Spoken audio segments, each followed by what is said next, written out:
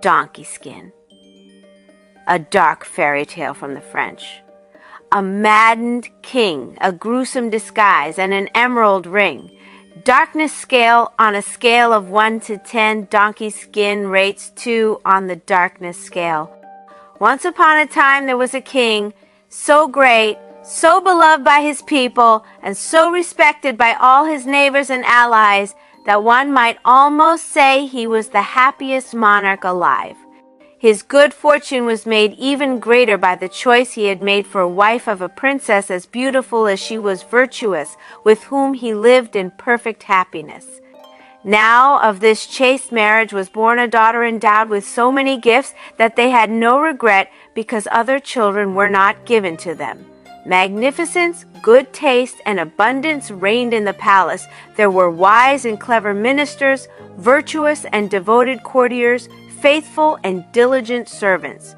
The spacious stables were filled with the most beautiful horses in the world, and coverts of rich caparison, but what most astonished strangers who came to admire them was to see in the finest stall a master donkey with great long ears.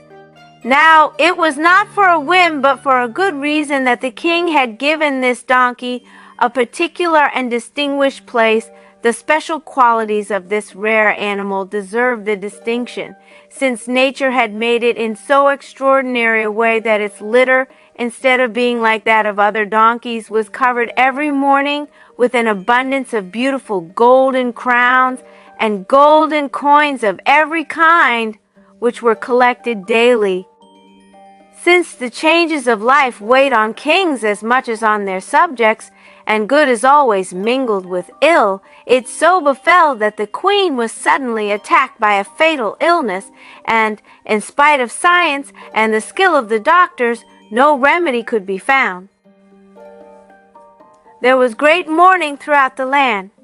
The king, who, notwithstanding the famous proverb that marriage is the tomb of love, was deeply attached to his wife, was distressed beyond measure, and made fervent vows to all the temples in his kingdom, and offered to give his life for that of his beloved consort. But he invoked the gods and the fairies in vain. The queen, feeling her last hour approach, said to her husband, who was dissolved in tears, "It is well that I should speak to you of a certain matter before I die, if perchance you should desire to marry again." At these words the king broke into piteous cries, took his wife's hands in his own, and assured her that it was useless to speak to him of a second marriage. "No, my dear spouse," he said at last, "speak to me rather of how I may follow you. The state," continued the queen with a finality which but increased the laments of the king, "the state demands successors, and since I have only given you a daughter, it will urge you to beget sons who resemble you, but I ask you earnestly not to give way to the persuasions of your people until you have found a princess more beautiful and more perfectly fashioned than I. I beg you to swear this to me, and then I shall die content." Perchance the queen, who did not lack self-esteem, exacted this oath, firmly believing that there was not her equal in the world, and so felt assured that the king would never marry again. Be this as it may, at length she died, and never did her husband make so much lamentation. The king wept and sobbed day and night, and the meticulous fulfillment of the rites of widowerhood, even the smallest, was his sole occupation. But even great griefs do not last forever. After a time, the wealthy and the influential of the state assembled and came to the king, urging him to take another wife. At first this request seemed hard to him and made him shed fresh tears. He pleaded the vows he had made to the queen, and defied his counselors to find a princess more beautiful and better fashioned than was she, thinking this to be impossible. But the council treated the promise as a trifle, and said that it mattered little about beauty if the queen were but virtuous and fruitful. For the state needed princes for its peace and prosperity, and though, in truth, the princess, his daughter, had all the qualities requisite for making a great queen, yet of necessity she must choose an alien for her husband, and then the stranger would take her away with him. If, on the other hand, he remained in her country and shared the throne with her, their children would not be considered to be of pure native stock, and so, there being no prince of his name, neighboring peoples would stir up wars and the kingdom would be ruined. The king, impressed by these considerations, promised that he would think over the matter, and so search was made among all the marriageable princesses for one that would suit him. Every day charming portraits were brought him, but none gave promise of the beauty of his late queen. Instead of coming to a decision, he brooded over his sorrow until in the end his reason left him. In his delusions, he imagined himself once more a young man. He thought the princess, his daughter, in her youth and beauty, was his queen, as he had known her in the days of their courtship, and living thus in the past, he urged the unhappy girl to speedily become his bride. The young princess, who was virtuous and chaste, threw herself at the feet of the king her father and begged him, with all the eloquence she could command, not to constrain her to consent to his unnatural desire. The king, in his madness, could not understand the reason of her desperate reluctance and asked an old Druid priest to set the conscience of the princess at rest.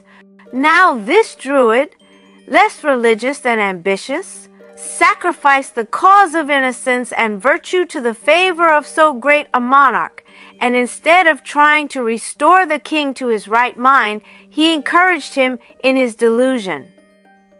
The young princess, beside herself with misery, at last thought of the lilac fairy, her godmother. Determined to consult her, she set out that same night in a pretty little carriage drawn by a great sheep who knew all the roads. When she arrived, the fairy, who loved the princess, told her that she knew all she had come to say, but that she need have no fear, for nothing would harm her if only she faithfully fulfilled the fairy's injunctions. For, my dear child, she said to her, it would be a great sin to submit to your father's wishes, but you can avoid the necessity without displeasing him. Tell him that, to satisfy a whim you have, he must give you a dress the color of the weather. Never, in spite of all his love and his power, will he be able to give you that. The princess thanked her godmother from her heart, and the next morning spoke to the king as the fairy had counseled her, and protested that no one would win her hand unless he gave her a dress the color of the weather. The king, overjoyed and hopeful, called together the most skillful workmen and demanded this robe of them, otherwise they should be hanged. But he was saved from resorting to this extreme measure, since on the second day they brought the much desired robe. The heavens are not a more beautiful blue when they are girdled with clouds of gold than was that lovely dress when it was unfolded. The princess was very sad because of it and did not know what to do. Once more she went to her fairy godmother, who, astonished that her plan had been foiled, now told her to ask for another gown the color of the moon.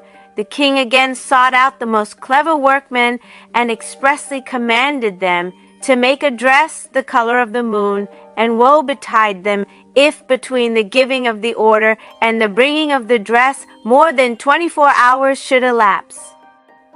The princess, though pleased with the dress when it was delivered, gave way to distress when she was with her women and her nurse.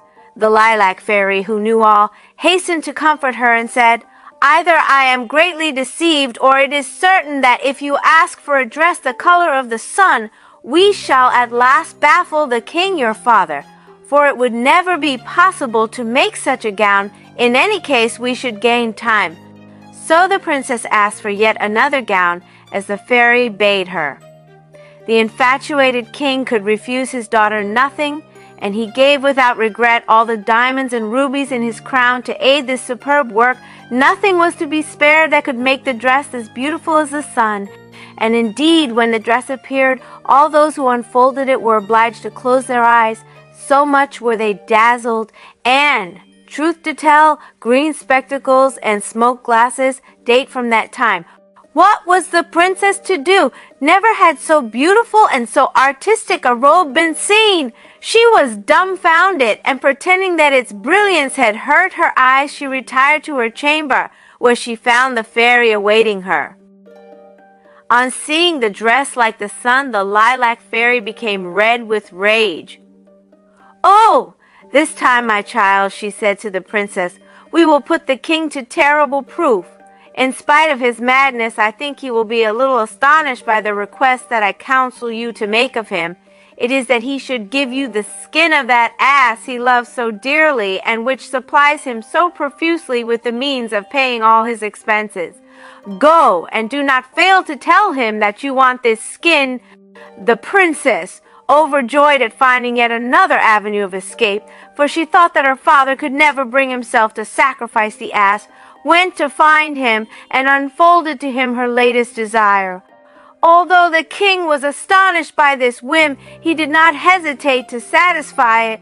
The poor ass was sacrificed and the skin brought with due ceremony to the princess, who, seeing no other way of avoiding her ill fortune, was desperate. At that moment her godmother arrived. "What are you doing, my child?" she asked, seeing the princess tearing her hair, her beautiful cheeks stained with tears. "This is the most happy moment of your life. Wrap yourself in this skin, leave the palace, and walk so long as you can find ground to carry you. When one sacrifices everything to virtue, the gods know how to dispense out reward. Go, and I will take care that your possessions follow you in whatever place you rest. Your chest with your clothes and your jewels will follow your steps. And here is my wand, which I will give you. Tap the ground with it when you have need of the chest, and it will appear before your eyes. But haste to set forth, and do not delay." The princess embraced her godmother many times and begged her not to forsake her. Then, after she had smeared herself with soot from the chimney, she wrapped herself up in that ugly skin and went out from the magnificent palace without being recognized by a single person. The absence of the princess caused a great commotion. The king, who had caused a sumptuous banquet to be prepared, was inconsolable. He sent out more than 100 armed police and more than 1,000 musketeers in quest of her, but the lilac fairy made her invisible to the cleverest seekers, and thus she escaped their vigilance. Meanwhile, the princess walked far, far, and even farther away. After a time, she sought for a resting place, but although out of charity people gave her food, she was so disheveled and dirty that no one wanted to keep her. At length, she came to a beautiful town, at the gate of which was a small farm. Now the farmer's wife had need of a wench to wash the dishes and to attend to the geese and the pigs, and seeing so dirty, a vagrant offered to engage her. The princess, who was now much fatigued, accepted joyfully. She was put into a recess in the kitchen, where for the first days she was subjected to the coarse jokes of the men servants. So dirty and unpleasant did the donkey skin make her appear. At last they tired of their pleasantries. Moreover, she was so attentive to her work that the farmer's wife took her under her protection. She minded the sheep and penned them up when it was necessary, and she took the geese out to feed with such intelligence that it seemed as if she had never done anything else. Everything that her beautiful hands undertook was done well. One day she was sitting near a clear fountain where she often repaired to bemoan her sad condition, when she thought she would look at herself in the water. The horrible donkey skin which covered her from head to toe revolted her. Ashamed, she washed her face and her hands, which became whiter than ivory, and once again her lovely complexion took its natural freshness. The joy of finding herself so beautiful filled her with a desire to bathe in the pool, and this she did, but she had to don her unworthy skin again before she returned to the farm. By good fortune, the next day chanced to be a holiday, and so she had leisure to tap for her chest with the fairy's wand, arrange her washing and grooming, powder her beautiful hair, and put on the lovely gown which was the color of the weather. But the room was so small that the train could not be properly spread out. The beautiful princess looked at herself, and with good reason admired her appearance so much that she resolved to wear her magnificent dresses in turn on holidays and Sundays for her own amusement, and this she regularly did. She entwined flowers and diamonds in her lovely hair with admirable art, and often she sighed that she had no witness of her beauty save the sheep and geese, who loved her just as much in the horrible donkey skin after which she had been named at the farm. One holiday, when Donkey Skin had put on her sun-hued dress, the son of the king to whom the farm belonged alighted there to rest on his return from the hunt. This prince was young and handsome, beloved of his father and of the queen his mother, and adored by the people. After he had partaken of the simple meal which was offered him, he set out to inspect the farmyard and all its nooks and corners. In going thus from place to place, he entered a dark alley at the bottom of which was a closed door. Curiosity made him put his eye to the keyhole. Imagine his astonishment at seeing a princess so beautiful and so richly dressed, and with such a noble and dignified appearance, that he took her to be a divinity. The impetuosity of his feelings at this moment would have made him force the door, had it not been for the respect with which that charming figure filled him.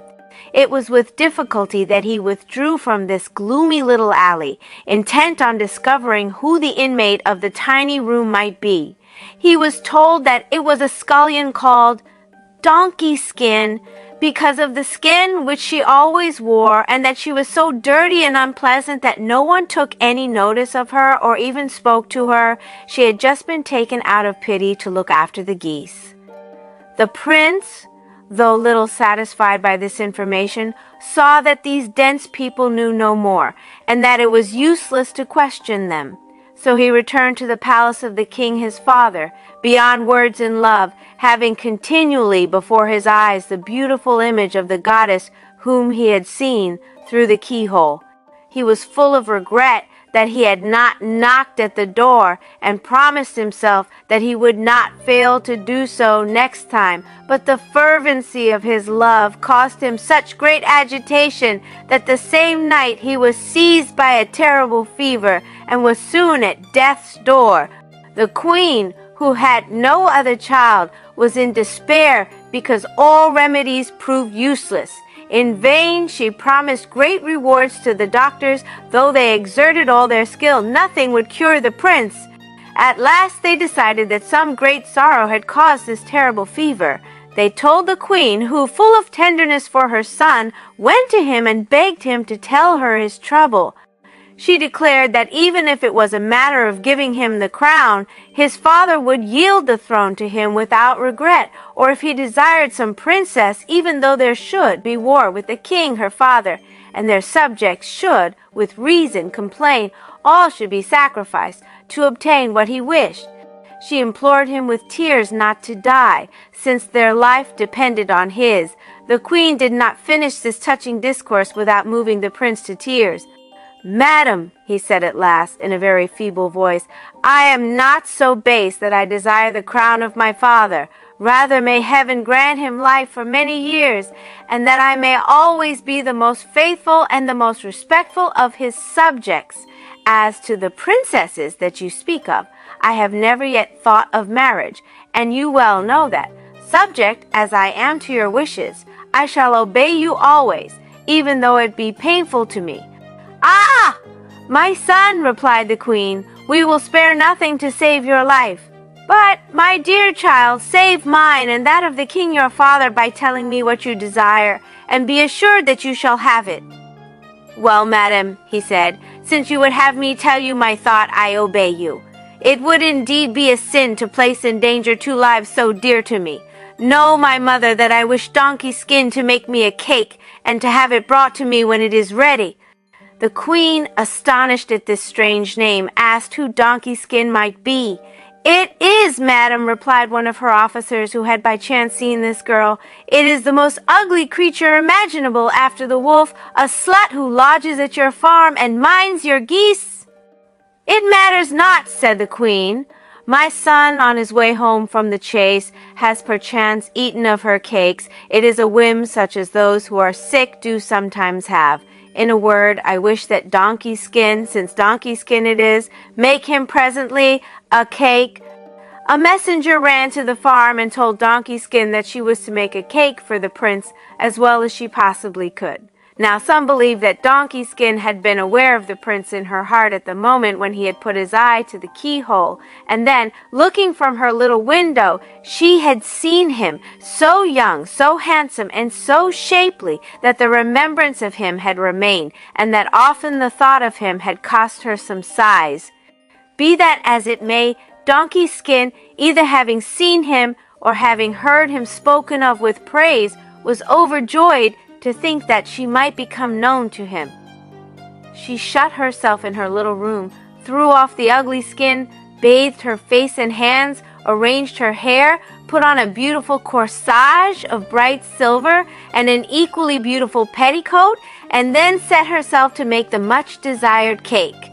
She took the finest flour and newest eggs and freshest butter, and while she was working them, whether by design or no, a ring which she had on her finger fell into the cake and was mixed in it. When the cooking was done, she muffled herself in her horrible skin and gave the cake to the messenger, asking him for news of the prince, but the man would not deign to reply, and without a word ran quickly back to the palace.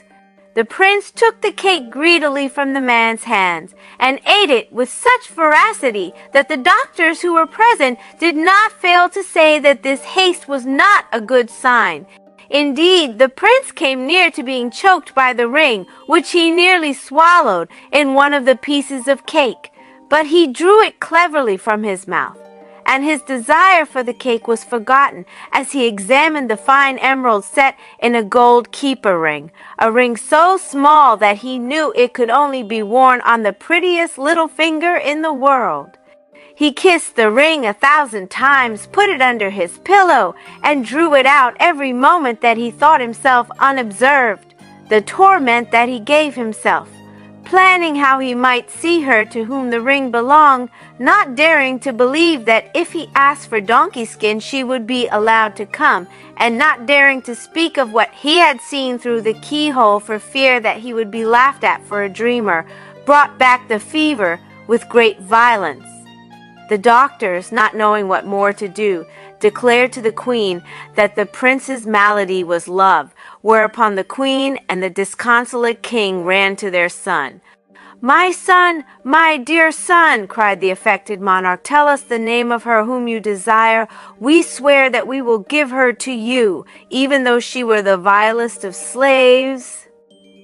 The queen, embracing him, agreed with all that the king had said, and the prince, moved by their tears and caresses, said to them, "My father and my mother, I in no way desire to make a marriage which is displeasing to you."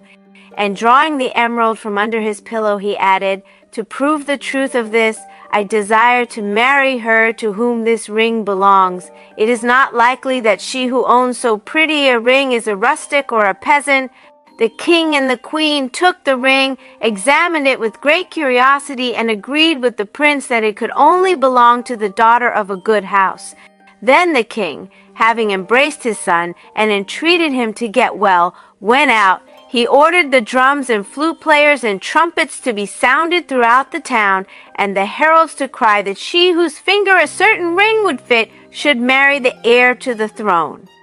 First the princesses arrived, then the duchesses and the marquises and the baronesses.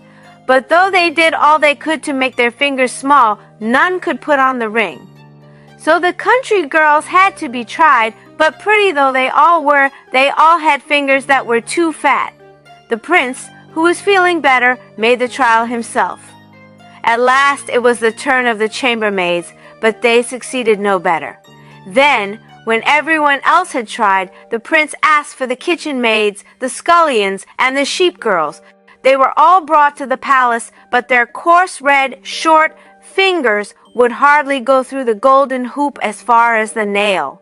"You have not brought that Donkey Skin? Who made me the cake?" said the prince. Everyone laughed and said, "No, so dirty and unpleasant was she." "Let someone fetch her at once," said the king. "It shall not be said that I left out the lowliest." and the servants ran laughing and mocking to find the goose girl. The princess, who had heard the drums and the cries of the heralds, had no doubt that the ring was the cause of this uproar. Now she loved the prince, and, as true love is timorous and has no vanity, she was in perpetual fear that some other lady would be found to have a finger as small as hers. Great, then, was her joy when the messengers came and knocked at her door. Since she knew that they were seeking the owner of the right finger on which to set her ring, some impulse had moved her to arrange her hair with great care and to put on her beautiful silver corsage and the petticoat full of furbelows and silver lace studded with emeralds. At the first knock, she quickly covered her finery with the donkey skin and opened the door. The visitors, in derision, told her that the king had sent for her in order to marry her to his son. Then, with loud peals of laughter, they led her to the prince, who was astonished at the garb of this girl and dared not believe that it was she whom he had seen so majestic and so beautiful.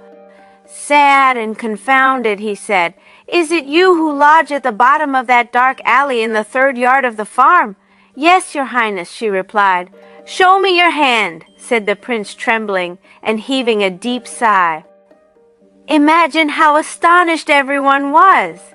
The king and the queen, the chamberlains, and all the courtiers were dumbfounded when from beneath that dirty skin came a delicate little white and rose-pink hand, and the ring slipped without difficulty onto the prettiest little finger in the world.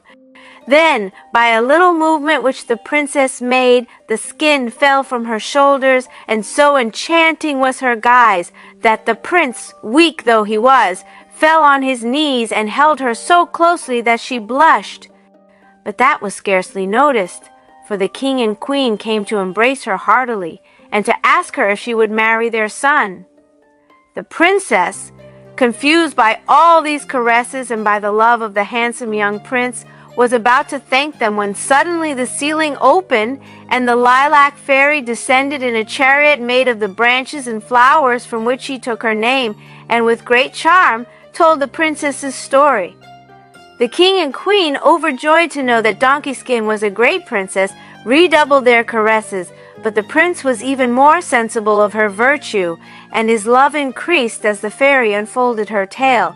His impatience to marry her, indeed, was so great that he could scarcely allow time for the necessary preparations for the grand wedding which was their due. The king and queen, now entirely devoted to their daughter-in-law, overwhelmed her with affection. She had declared that she could not marry the prince without the consent of the king, her father. So he was the first to whom an invitation to the wedding was sent. He was not, however, told the name of the bride.